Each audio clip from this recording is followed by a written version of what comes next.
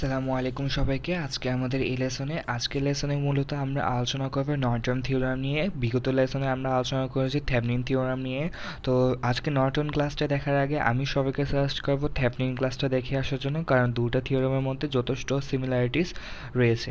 তো first of all আমরা যদি নর্টন থিওরাম দিয়ে আজকে স্টার্ট করতে যাই, তাহলে Norton theorem says that a linear two-terminal circuit can be replaced by an equivalent circuit consisting current source IN in parallel with the equivalent resistance RN. এখানে কি বোঝানো হয়েছে? অনেকটাই বলতে গেলে থেভনিন সার্কিটের মতোই না, এবং এখানে কি থেভনিন সার্কিটের সাথে আলাদা তা একটা কারেন্ট সোর্স আসবে, যেটা আমাদের থেভনিন সার্কিটে এসেছিল ভোল্টেজ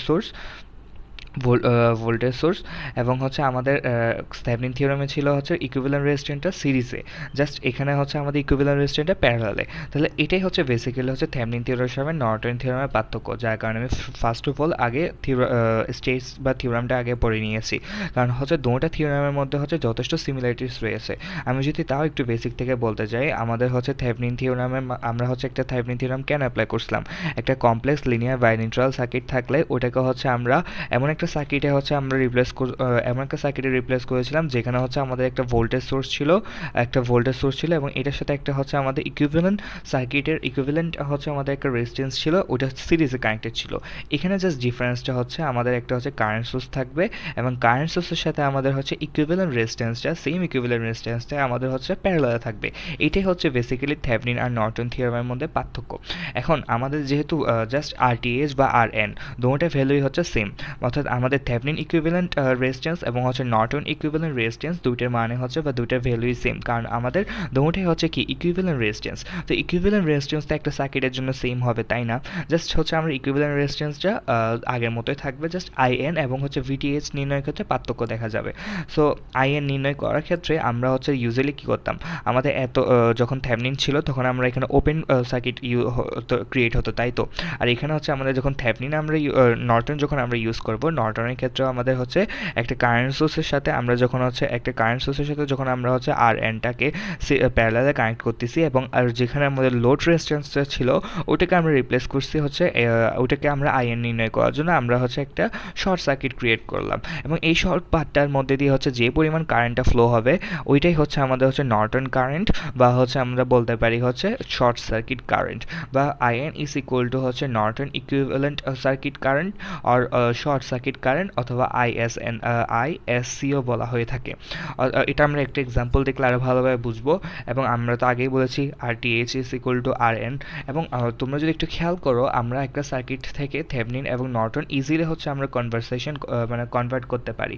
যেমন আমরা যদি VTH এ মান জেনে থাকি, তাহলে VTH ইকুয়াল টু হবে I নর্টন ইন্টু RTH, অথবা আমরা বলতে পারি I নর্টন ইন্টু RN, যেহেতু RN এবং RTH এর ভ্যালু দুটোটার ভ্যালু সেম, তাই না? সো এটা আমরা ইজিলি কনভার্ট করতে পারি থেভনিন থেকে নর্টন। এবং আমাদের আরেকটা ফর্মুলা বলা যেতে পারে, এটা আর থেভনিনটাকে আমরা জাস্ট এভাবে করেও তো প্রকাশ করতে পারি, তাই না? VTH বাই IN, এবং আমরা জানি কি VTH is equal two voltage of the open circuit, এবং IN ইজ ইকুয়াল টু আমাদের current of the short circuit. এভাবেও আমরা প্রকাশ করতে পারি। জাস্ট আমরা একটু ডিফারেন্ট লুকে প্রকাশ করছি আর কি। মেইনলি আমাদের নর্টনের বেসিক কনসেপ্ট আমরা যেটা থেভনিনে ওপেন সার্কিট ভোল্টেজ নির্ণয় করতাম, এখানে আমরা কারেন্টটা নির্ণয় করবো শর্ট সার্কিটে, এবং আমাদের RTH এবং RN এর ভ্যালু সেম, যার ফলে আমরা থেভনিন এবং নর্টনকে ইজিলি আমরা কনভার্ট করতে পারি এই সূত্রের মধ্যে দিয়ে। এটাই আমাদের মূলত থেভনিন এবং নর্টন থিওরামের মধ্যে রিলেশনশিপ। এখন আমরা যদি চাই একটা এক্সাম্পল সলভ করতে, তাহলে আমাদের আরও ক্রিস্টাল ক্লিয়ার আইডিয়া পাবো আমরা। যদি আমরা এই সার্কিটে সলভ করি, ফার্স্ট অফ অল আমাদের RTH বা RN বের করতে হবে, এবং RTH অথবা RN দুটোটার ভ্যালুই যেহেতু সেমে হবে, তাই আমরা আগের মতোই সবগুলা ইন্ডিপেন্ডেন্ট সোর্সকে আমরা টার্ন অফ করে দেবো, এবং ইন্ডিপেন্ডেন্ট সোর্সকে যদি আমরা টার্ন অফ করি, এখানে যেটা 2 অ্যাম্পিয়ার যেটা কারেন্ট সোর্স আছে, কারেন্ট সোর্সটা আমাদের কি হয়ে যাবে? কারেন্ট সোর্সটা আমাদের ওপেন সার্কিট হয়ে যাবে, তাহলে ওই পার্টটা তো আর লেখার প্রয়োজন নাই। তাহলে আমাদের 4 ওহম থাকে, এরপর 12 ভোল্টের শর্ট সার্কিট হয়ে গেল, এখানে একটা 8 ওহম রোধ থাকে, এখানে 5 and that is our IN, that is our কি বলবো ইকুইভ্যালেন্স, হ্যাঁ ইকুইভ্যালেন্ট রেজিস্ট্যান্স। এখন আমরা এখানে দেখতে পাচ্ছি কি 4 এবং হচ্ছে, আচ্ছা সরি এখানে একটা 8 ওহম রোধ ছিল, তাহলে হচ্ছে আমরা বলতে পারি যে 4 প্লাস 8 প্লাস 8, কারণ এগুলো সবগুলো হচ্ছে আমাদের কি সিরিজে আসছে এবং এটার সাথে আমাদের প্যারালাল আসছে হচ্ছে 5 ওহম রোধটা। সো আমরা বলতে পারি RN is equal two 4 ohm.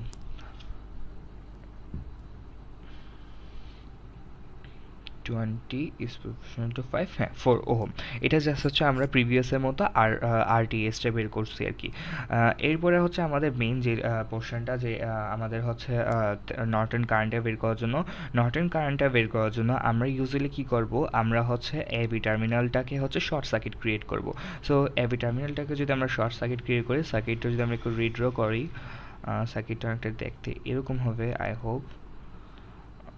12 volt, এখানে একটা 8 এম্পিয়ার, সরি 8 ওহম, 8 ওহম। এরপরে হচ্ছে আমাদের এখানে হচ্ছে এ টার্মিনাল আর এখানে হচ্ছে বি টার্মিনাল। তোমরা যদি খেয়াল করে থাকো, যদি আমরা যখন হচ্ছে এবি টার্মিনালকে শর্ট সার্কিট ক্রিয়েট করব, জাস্ট সিম্পলি চিন্তা করো সুপারপজিশন থিওরাম, ধরলাম আমরা সুপারপজিশন থিওরাম অ্যাপ্লাই করতেছি, তাহলে আমাদের হচ্ছে এটা তো হচ্ছে যে আমাদের ভোল্টেজ সোর্সটা কী হবে, তখন ভোল্টেজ সোর্সটা আমরা হচ্ছে ইনঅ্যাক্টিভ করে দিলাম, কারেন্ট সোর্সে কারেন্টটা ফ্লো হয়ে কারেন্টটা হচ্ছে এই 5 ওহম রোধের মধ্যে দিয়ে আর যাবে না, কারণ কারেন্ট সবসময় কোন দিকে ফ্লো হয়, যেদিকে রোধ কম হয় বা যেদিকে রোধ একদম, যেহেতু শর্ট সার্কিটের রোধ নাই, তো কারেন্ট তো এদিক দিয়ে কম বাধাপ্রাপ্ত পথ দিয়ে ফ্লো হওয়ার ট্রাই করবে, তাই না? যার ফলে হচ্ছে আমাদের 5 ওহম রোধের মধ্যে দিয়ে কোনো কারেন্ট প্রবাহ হবে না যখন আমাদের কারেন্ট সোর্সটা অ্যাক্টিভ থাকবে। সিমিলারলি যখন আমাদের কারেন্ট সোর্সটা ইনঅ্যাক্টিভ করে আমরা ভোল্টেজ সোর্সটাকে অ্যাক্টিভ করব, তখনও সেম আমাদের কারেন্টটা এভাবে ফ্লো হয়ে এদিক দিয়ে চলে যাবে, মানে A B terminal short circuit path দিয়ে ফ্লো হবে, অর্থাৎ 5 ওহমের মধ্যে দিয়ে কোনো প্রকার কারেন্ট ফ্লো হবে না। এটা কারণটা কি? কারণ কারেন্ট তো সবসময় হচ্ছে কম বাধাপ্রাপ্ত স্থান দিয়েই চলাচল করে, তাই না? যার ফলে আমরা সার্কিটটা যদি একদম ফাইনালি রিড্র করি, তাহলে হচ্ছে সার্কিটটা দেখতে অনেকটা এরকম হবে।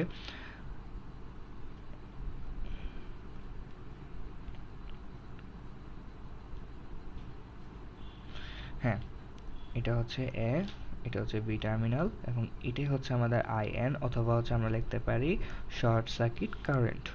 এটা হচ্ছে 8, এটা 4, এটাও 8, এটা হচ্ছে 12 ভোল্ট আর এটা হচ্ছে 2 অ্যাম্পিয়ার কারেন্ট।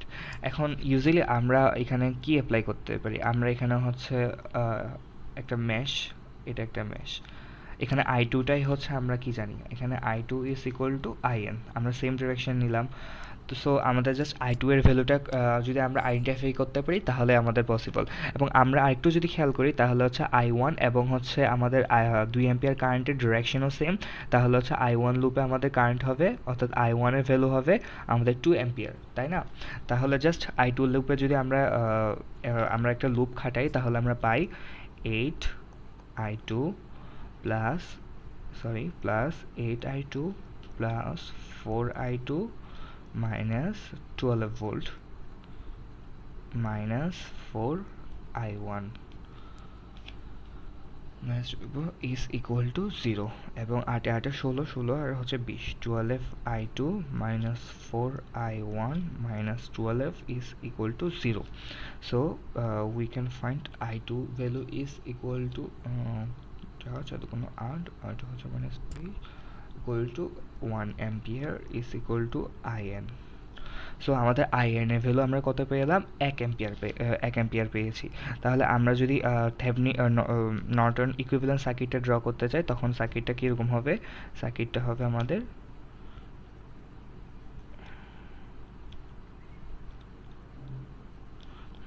এটা হবে আমাদের 1 অ্যাম্পিয়ার একটা কারেন্ট সোর্স, এটা হবে আমাদের, আমরা আরএন এর ভ্যালু পেয়েছি 4 ওহম রোধ, আর এখানে আইএন প্রবাহিত হবে কত, আইএন প্রবাহিত হবে 1 অ্যাম্পিয়ার। এটাই হচ্ছে আমাদের নর্টন থিওরাম, অনেকটাই হচ্ছে আমাদের থেভনিন থিওরামের মতো সিমিলারিটিস। নেক্সট সেশনে আমরা জানার চেষ্টা করব হচ্ছে নর্টন থিওরাম এবং Thevenin theorem with dependent source. So ততদিন পর্যন্ত সকলে ভালো থাকো, সকলকে ধন্যবাদ, আসসালামু আলাইকুম।